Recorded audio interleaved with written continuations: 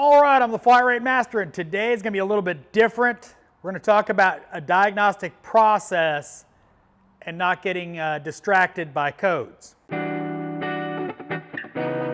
right, this one kind of sort of a diag video, but not really. It's already partially diagnosed. This vehicle came in. It is a 2006 Hyundai Azera. Came in. Complaint is crank no start, and battery was completely spanked. I mean completely. Barely would crank with a jump box on it spanked. Dead cell in it, so first thing I had to do was get a battery. Once I got in it, cranked it over, of course, scanned for codes, had to put a battery in it, but I still had codes. Had a fuel sender code, which, you know, if you know anything about Hyundais, they either have just gotten fixed or they have those codes. And I had an immobilizer code. But when I cranked the engine over, the key light went out. You know, some guys would have gone down the rabbit hole of checking keys and all that. I wanted to see what I did and didn't have.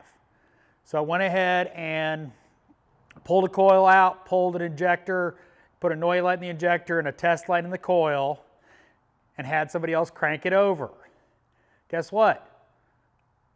I had injector pulse and I had no spark. I'm sure some of you are going, oh, well, that's a mobilizer. It's shutting down the coils.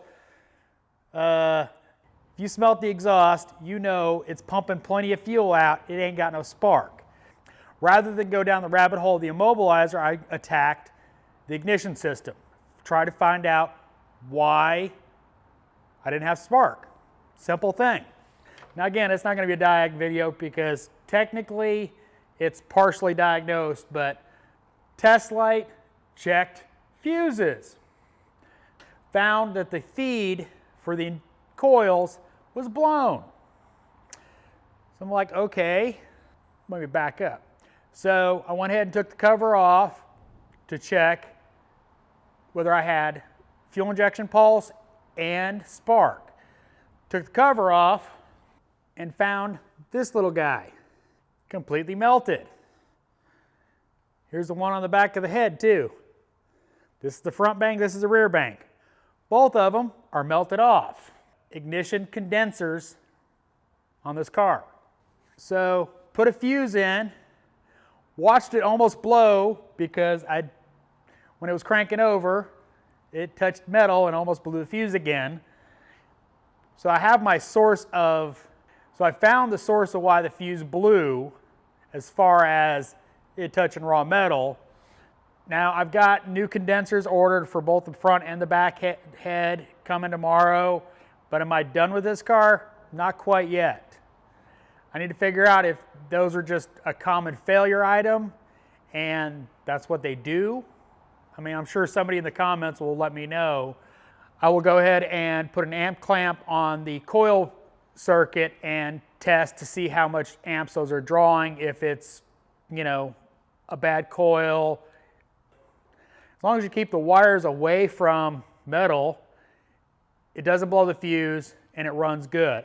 I haven't run it for very long because I don't have the condensers in the circuit. They're designed to be run with those condensers, so, and they had them in stock, so I'm guessing it's a high failure item, but it's thinking through problems like this.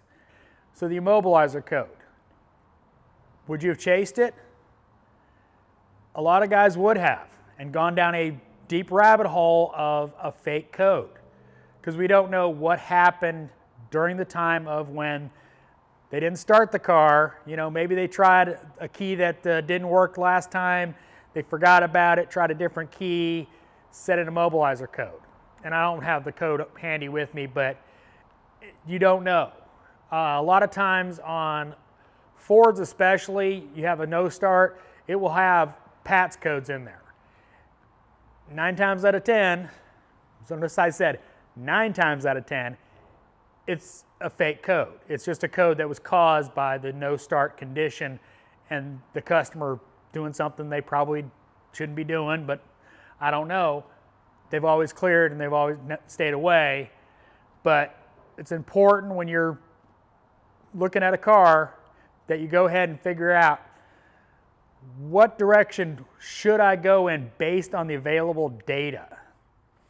This was a real simple diagnosis so far, and I looked at the harnesses. I don't see any bare wires, anything else, just the melted condensers. So we're going to put those in tomorrow and clamp the coils. We'll go from there. If I find anything, I'll put a notice here, let you know what happened. If I don't, it's fixed and gone. So thanks for watching. I am the Flat Rate Master.